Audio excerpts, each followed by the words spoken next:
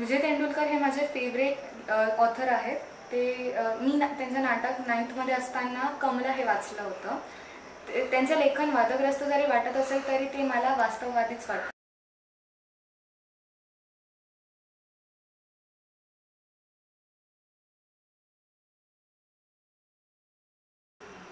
मी त्यांचे 3 नाटकं वाचलेली आहेत, कमला, सखाराम बाइंडर आणि शांतता कोर्ट चालू आहे। शांतता कोर्ट चालू आहे हे माझं फेवरेट नाटक आहे। त्याच्यातलं मिस बेनारे हे माझं फेवरेट कॅरेक्टर आहे आणि ते त्याने खूप सुंदर लिहिलेलं आहे।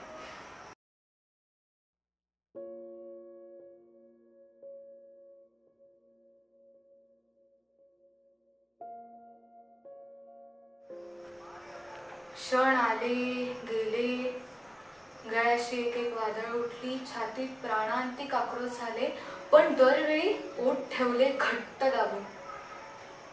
वाटायचं की हे कोणालाच नाही कळणार, कोणी नाही ते समजू शकणार।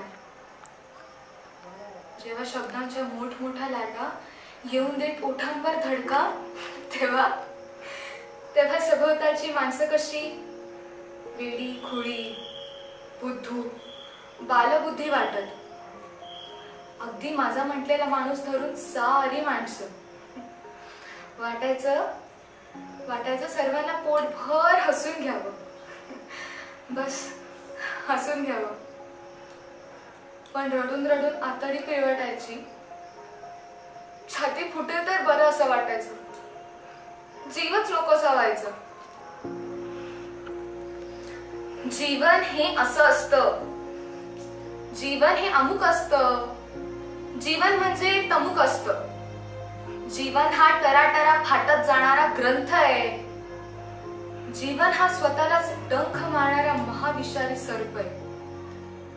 जीवन म्हणजे विश्वासघात, जीवन म्हणजे प्रतारणा, जीवन म्हणजे नशा, जीवन म्हणजे रखडपट्टी। जीवन म्हणजे काहीतरी आहे असं काहीच नाही, किंवा काही नाही असं काहीतरी आहे। मिलॉर्ड, जीवन ही एक महाभयंकर गोष्ट आहे। जीवनाला फाशी दिलं पाहिजे, न जीवनम रहती। जीवनाची चौकशी करून त्याला नोकरीवरून काढून टाकलं पाहिजे। का मी माझ्या कामात कुचराई केली? मी जीव ओतून माझ्या मुलांच्यात रमत आले, त्यांना शिकवत आले।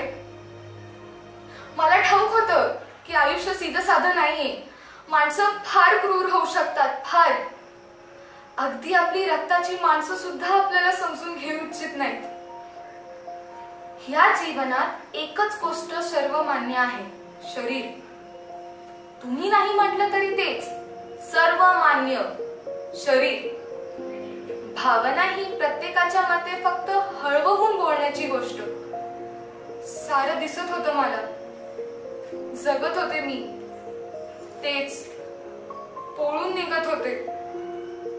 पण आहे कोणाला ठाऊक, मी ते नाहीये कोळा पोरांना शिकवलं। ते खरंच मी ते नाहीये कोळा पोरांना शिकवलं। मी त्यांना सौंदर्य शिकवलं, पावित्र्य शिकवलं। आतून रडत मी त्यांना हसवलं, आतून निराशेने झिजत मी त्यांना आशावादीच बनवत राहिले। कोणत्या गुणासाठी तुम्ही माझी नोकरी, माझ्या एकूणता एक विरंगुळा हिरवून घेत आहात?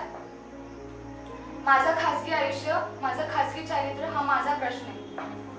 मी माझं बघेल काय करायचं ते मीच ठरवेन, तो दुसरा कोणाचाही प्रश्न असू शकत नाही। ज्याचा त्याचा एक पिंड असतो, एक मार्ग असतो आणि एक शेवट असतो, त्याचा दुसऱ्यांशी काय संबंध? सायलेन्स एकदम। किती रे हा गोंगाट? शांत बसा सगळे, देवासारखे बसा। मुलांनो, हे कोण? हे 20व्या शतकातली सुसंस्कृत माणसांचे अवशेष। बघा कसे त्यांचे चेहरे रानटी दिसतायत ते। त्यांच्या ओठांवर सुंदर सुंदर शब्द झिजलेले, पोटात अतृप्त वासना आहेत। नाही, मला एकटीला नका रे टाकू ह्यांच्यासोबत। मला फार भीती वाटते।